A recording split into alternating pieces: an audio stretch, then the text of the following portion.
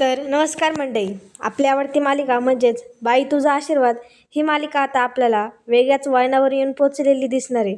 तर आज आपल्याला आजच्या भागात असं काही वेगळं असं दिसणार आहे की आता अवनीने 7 जन्मासाठी राजाला मागितलेलं असतं आणि आता त्याचप्रमाणे राजानं सुद्धा आता अवनी हीच बायको 7 जन्म त्याला मिळावी यासाठी त्याने वटपौर्णिमेची पूजा जी काय असते ती आता त्याने केलेली असते. आणि त्यानंतर आता आपल्याला असं पाहायला मिळणार आहे की अवनीने राजाला 7 जन्मासाठी मागितलेलं असतं आणि आता ती त्याला बोलते की तू मला सोडून तर जाणार नाही का? नाही ना, असं आता तिने त्याला विचारलेलं आहे. त्यामुळे आता नक्की काय अवनीच्या मनात होते आणि अवनीचं प्रेम आता राजाबद्दलचं कसं वाढते हे आपल्याला आजच्या व्हिडिओमध्ये पाहायला मिळणार आहे. त्यामुळे हा व्हिडिओ शेवटपर्यंत पाहत राहा.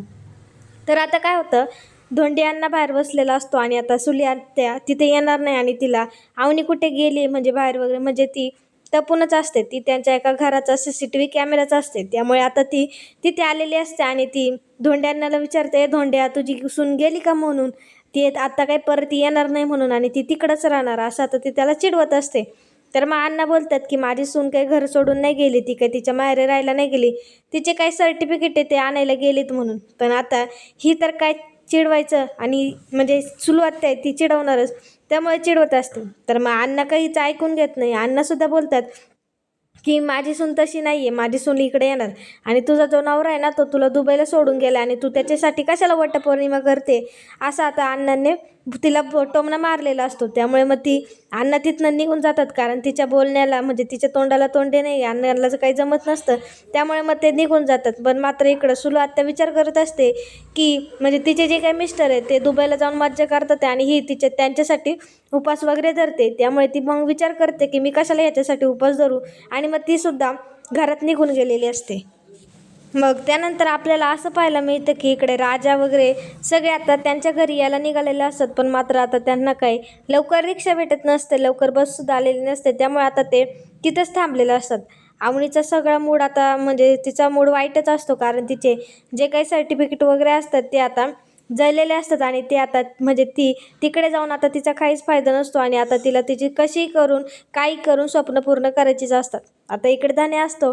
धान्या बोलत असतो की वहिनी तुम्ही टेन्शन नका घेऊ म्हणून, तुमचं जे काही म्हणजे तिकडे जाऊन जो काही गोंधळ झाला तो सगळा विसरा म्हणून आपण पुन्हा नव्याने सुरुवात करू असं म्हणजे आता धान्या तिला समजावत असतो. पण मात्र आता धान्या इकडे चांगलं समजावत असतो. मग आता राजा येतो. राजा धान्याला बोलतं की अरे त्यांचा आधीच मूड खराब आहे, तू कशाला त्यांना पहिल्यासारखं आठवून देतोय म्हणून जरा पॉझिटिव्ह बोल ना आणि आपण आता घरी जाऊया असं आता तो बोलत असतो. आणि मग आता इकडे राजा धान्याला आणि अवनीला बोलत असतो की तू धान्या डबा आणलाय ना यशोदाने दिलेला, तो आपण आता इकडे खाऊया म्हणून.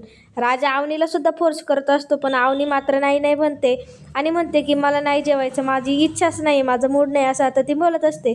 तर मात्र आता तिच्या म्हणजे तिने सकाळपासून काही खाल्लेलं नसतं त्यामुळे 2 घास तरी तिने खावे अशी राजाची इच्छा असते. त्यामुळे तो तिला विचारत असतो की खाऊन घ्या खाऊन घ्या आणि तेवढ्यात आता अवनी त्याच्यावर चिडते आणि आता ती त्याच्या म्हणजे तिचे जे गज वगैरे असतात तिथे हात ठेवला जाते आणि तिच्या हाताला भाजलेलं असतं. त्यामुळे मग ती डचकते, तिला दुखतं. त्यामुळे आता राजा तिचा हातात घेऊन पाहतो आणि बोलतो की चांगलंच भाजले म्हणून आपण घरी गेलो ना त्याला मलमपट्टी करूया, पण आता काही जास्त हात म्हणजे या हाताचा वापर करू नका नाहीतर तुम्हालाच त्रास होईल. अशा पद्धतीने आता राजा अवनीची जी काही काळजी घेतोय हे आता आपल्याला पाहायला मिळणार आहे. किंवा राजाच काय आता त्याच्या घरचे म्हणजे जे काही कोणी म्हणजे यशोदा, धान्या किंवा अन्न वगैरे असतात ते सुद्धा अवनीची म्हणजे एका मुलीप्रमाणेच काळजी घेत असतात. त्यांना ती सून आहे म्हणून आता ती सुनेचा म्हणजे सुनेला कसं असतं तशाप्रमाणे ते तिला वागवत नाही, एका मुलीप्रमाणेच तिला वागवत असतात. आता इकडे राजा तिला पुन्हा विचारतो की 2 घास खाऊन घ्या म्हणून, तुम्ही सकाळपासून काही खाल्लं नाही म्हणून असं आता तो तिला फोर्स करत असतो. त्यामुळे आता अवनी बोलते चिडते की राजा मला प्लीज फोर्स नको करू म्हणून, माझा खरंच मूड नाही आहे काही खाण्यापिण्याचा असं आता ती बोलत असते. त्यामुळे आता इकडे धान्याला आयडिया सुचते. धान्या तिकडे म्हणजे ज्या काही बायका असतात त्या वडाच्या झाडाची पूजा करत असतात आणि त्याला आठवतं की आता वटपौर्णिमेच्या दिवशी म्हणजे बायकांचा उपवास असतो नवऱ्यासाठी. त्यामुळे तो मध्ये बोलतो की हा वहिनी मला माहिती आहे तुम्ही का नाही खाते म्हणून, तुमचा वटपौर्णिमेचा उपवास आहे ना त्यामुळे तुम्ही आज खाणार नसतील, राजाला पण सांगतो. त्यामुळे राजाला त्याला गप्प करतो कारण आता अवनी काही वटपौर्णिमा साजरी करणार नसते आणि ती काय राजासाठी उपवास वगैरे पण धरणार नसते. पण आता हे त्या दोघांना माहिती असतं की ते खरे नवरा बायको नाही आहे, पण आता या धान्याला माहिती नसतं. त्यामुळे धान्यामध्ये मध्ये चोमडापणा करतोच आणि आता मध्ये ना मध्ये काही ना काही बोलत असतो. त्यामुळे राजा त्याला गप्प करतो आणि त्याच्या शेजारी येतो आणि त्याला बोलतो की जा तू वहिनीसाठी पाणी घेऊन ये आणि वहिनीसाठी लवकर म्हणजे त्यांना म्हणजे पाण्याची गरज आहे, तू लवकर जाऊन ये म्हणून आणि पाणी घेऊन ये. तर मग तो धन्याला पैसे देतो आणि धन्याला पाणी आणायला सांगतो आणि तिथून हाकलवून लावतो थोडक्यात. तर मग आता नंतर आता तो अवनीला सांगत असतो की त्याचं जास्त काही मनावर घेऊ नका, त्याला काही एवढं माहिती नाही आणि त्याला माहिती नाही की आपण खरे नवरा बायको ऐकत नाही, त्याच्यामुळे तो असं बोलतो, त्याच्यामुळे त्याच्याकडे काही लक्ष देऊ नका. तुमची जी काही परिस्थिती आजची ती मी आज ओळखू शकतो, मला कळते तुमचं काय म्हणजे परिस्थिती. असं आता त्यांचं तिकडे बोलणं चालू असतं. त्यामुळे आता धन्य तर गेलेला असतो.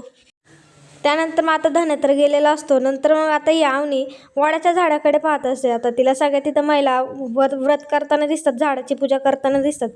तिच्या मनात मात्र विचार चालू असतो, म्हणजे ती राजाला बोलते की राजा तू किती छान आहे, माझी किती काळजी घेतो म्हणून आता प्रत्येक स्त्रीला तुझ्यासारखाच नवरा भेटावा, असं आता तिने राजाला म्हटलेलं असतं. कारण राजाने प्रत्येक क्षणोक्षणी आता अवनीची मदत केलेली असते, अवनीला तो सपोर्ट करत असतो. ती जो काही निर्णय घेईन या निर्णयावर आता राजा म्हणजे तिला सपोर्ट करत असतं, असं थोडक्यात असतं. आणि राजाचं तिच्यावर खरं प्रेम असतं, त्यामुळे तो तिची मदत वगैरे करत असतो, तिची काळजी वगैरे घेत असतो. पण हे मात्र अवनीला माहिती नसतं. ती तिथे त्याला बोलूनसुद्धा दाखवते, तू माझं कोणीच नाही आहे, पण तू माझी इतकी काळजी करतो आणि माझ्या तिकडे घरचे त्यांची म्हणजे माझं रक्ताचं नातं आहे, पण तरीसुद्धा ते म्हणजे माझ्या मनात काय चालू आहे म्हणजे माझ्या स्वप्नांचा ते विचार करत नाही. पण तू माझा कोणीच नाही, माझ्या रक्ताचं सुद्धा नाही, तरीसुद्धा तू माझ्या स्वप्नांचा विचार करतोयस, तुला का दिला असेल देवाने माझ्याकडे, असं आता ती त्याला थोडक्यात सांगते. तर मग राजा बोलतो की तुम्ही माझं काही एवढं कौतुक करू नका, म्हणून मी एक माणूस म्हणून करतो आणि तुमच्या स्वप्नांना आधार देते तुम्हाला, म्हणजे तुमची स्वप्न पूर्ण करण्यासाठी मी तुमच्यासोबत कायम असेल, असं आता त्याने तिला वचन दिलेलं असतं तिथं. आणि आता राजा हळूच लाजलेला असतो, कारण ती आता बोलत असते की तुम्हाला काय वाटतं ती नक्की काय बोलत असते. तर मग आता ती आता बोलत असते की राजा जर तुझ्यासारखा जर नवरा मिळणार असेल तर मग मी सुद्धा हे व्रत करेल, असं आता तिने तिथे सांगितलेलं असतं. त्यामुळे आता राजा जास्तच खुललेला असतो, कारण आता ती अवनी बोललेली असते की तुझ्यासारखा जर नवरा मिळणार असेल तर मी नक्कीच हे व्रत करेल. त्याच्यामुळे तो त्या झाडाकडे पाहतो आणि आता अवनीने साडी वगैरे नेसून वडाच्या झाडाची पूजा करण्यासाठी घेतलेली असते.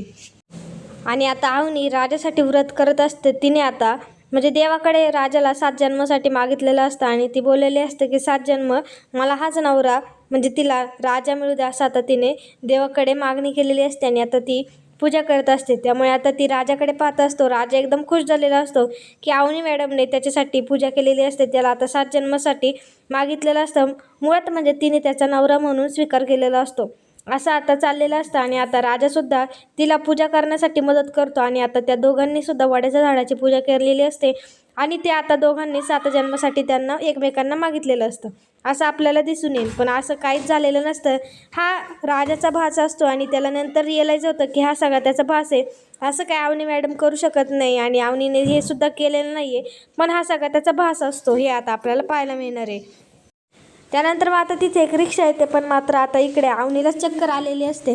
कारण आता म्हणजे राजाने तर रिक्षा थांबवलेली असते, तो धन्याची वाट पाहत असतो, पण मात्र आता इकडे अवनीला चक्कर आलेली असते. आणि आता अवनीला चक्कर येतं तर राजा तिला पकडतो आणि तिला बोलतो की मॅडम तुम्हाला काय होते म्हणून, चला आपण एका ठिकाणी बसूया. आणि राजाने आता अवनीला एका ठिकाणी तिथे झाडाच्या खाली तिथे बसवलेलं असतं आणि आता राजा तिला पिण्यासाठी पाणी शोधतो. मात्र आता त्यांच्याकडे पाणी बॉटल नसते, त्यामुळे तो तिथल्या बायकांकडे जातो आणि त्या बायकांना विचारतो की तुमच्याकडे पाण्याची बॉटल आहे का. तो बायको शब्द उच्चारत नाही, की तो बोलतो की त्यांना चक्कर येते म्हणून, तर मला पाणी पाहिजे. तर तिथली एक जी महिला असते ती त्याला बोलते की ती तुमची बायको आहे का, तिने आज पूजा आहे त्याच्यामुळे तिने उपवास धरलेला असेल, त्यामुळे तिला चक्कर आली असेल, पण तिला काही खायला वगैरे देऊ नका, तिला फक्त पाणीच द्या, असं आता तिने म्हणजे त्या महिलेने आता राजाला सांगितलेलं असतं. तर मग आता राजा बोलतो तुम्ही मला पाणी द्या, मी बघतो काय. तर मग आता त्या महिलेने राजाला पाणी बॉटल दिलेली असते आणि आता राजा पटकन पळत आलेला असतो आणि राजाने आता अवनीला पाणी दिलेलं असतं. त्यामुळे मग आता अवनी पाणी पिऊन म्हणजे अवनीला जरासं बरं वाटतं. राजा तिला बोलतो की तुम्हाला मी मागाशी बोललो होतं ना खाऊन घ्या म्हणून, आता खाल्लं नाही तर मग आता असं झाले. तर मग आता ते बोलतात तुम्ही थोडासा आराम करा. आणि मग आता राजा तिकडे पाहत असतो की महिला आता इथे वटपौर्णिमेची पूजा करतात, ते वडाच्या झाडाची पूजा करतात. त्यामुळे राजाच्या मनात असं येतं की आता ह्यांनी आपल्यासाठी पूजा नाही केली तर काय झालं, मी तर ह्यांच्यासाठी म्हणजे मला ही बायको 7 जन्म मिळावी यासाठी तर मी पूजा करत शकतो ना, असं आता त्याने तिथे बोललेलं असतं. त्यानंतर मग आता तो त्या महिलेकडे आलेला असतो आणि त्या महिलेकडून जे काही पूजेचं साहित्य असतं ते आता त्याने मागितलेलं असतं.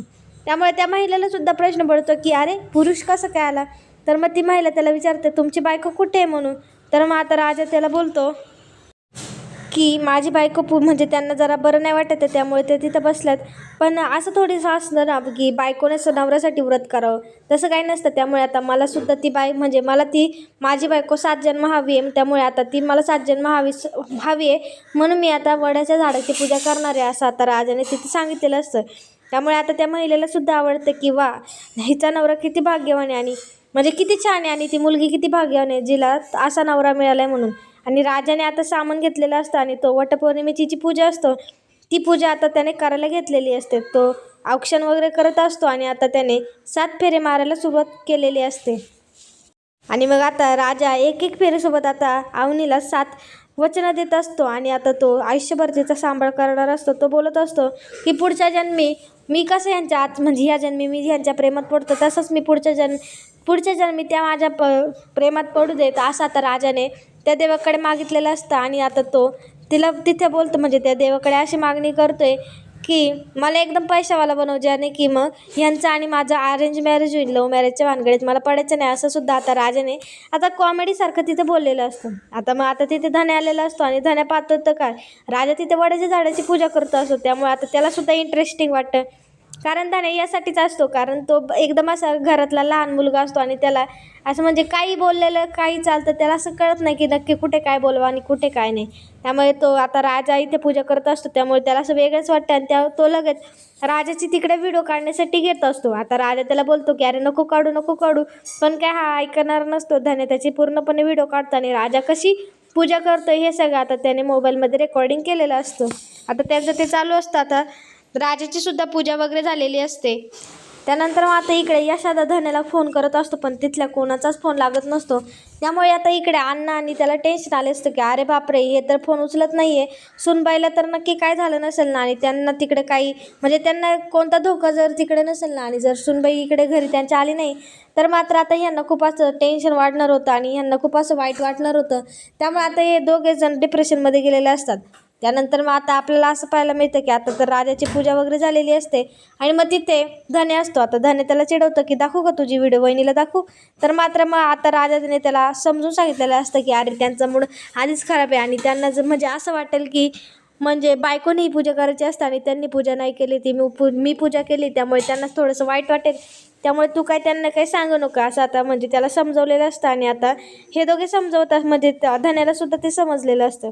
आता अवनीच्या ठिकाणी बसलेली असते त्या ठिकाणी आता धन्या आणि राजा येतो आणि तिला पाणी देतो, तिला पाणी प्यायला देत असतात. तर मग आता धन्यामध्येच फुटफुटतो आणि धन्या बोलतो की तुमच्या म्हणजे मला वाटलं तो तिला म्हणजे असं बोलतो कॉमेडी की तो तिला येऊन बोलतो की मग तुम्ही झोपला त्या मला वाटलं तुम्ही बोलतो आणि मग आता अवनी बोलते की तुला काय वाटलं मी मेले.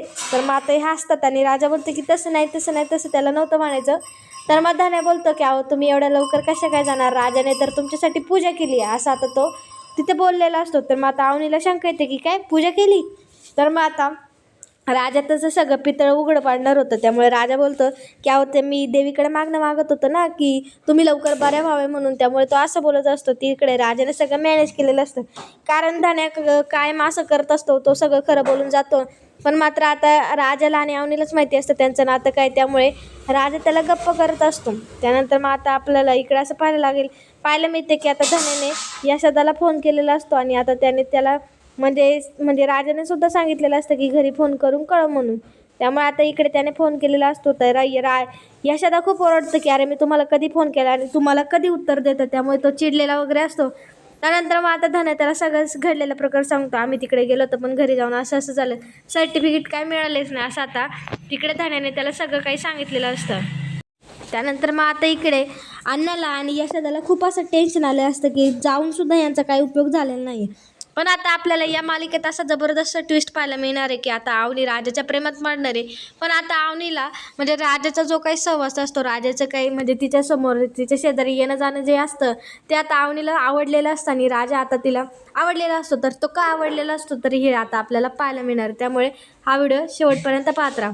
मग आता इकडे त्यांना गाडी मिळालेली असते, इको गाडी असते आणि त्यामध्ये आता हे सगळेजण बसलेले असतात. आता तिकडे जास्त सीट असतात त्यामुळे आता ह्यांना काही जागा होत नसते. त्यामुळे आता तिथली म्हणजे अवनी आता राजाच्या मांडीवर बसलेली असते, कारण तिच्याकडे दुसरा काही पर्यायच नसतो, तिच्याकडे जागाच नसते. त्यामुळे अवनी तिथे त्याच्या मांडीवर बसलेली असते. आणि आता जशी गाडी हलते तशी आता त्यांची गाडीसुद्धा हलत असते, म्हणजे त्यांच्या बसण्याची स्थितीसुद्धा हलत असते. त्यामुळे अवनीसारखी उठत असते. त्यामुळे आता तिथली जी काही महिला असते ती आता राजाला बोलते, अरे तुझी बायकोच आहे ना, घे ना तिला मांडीवर.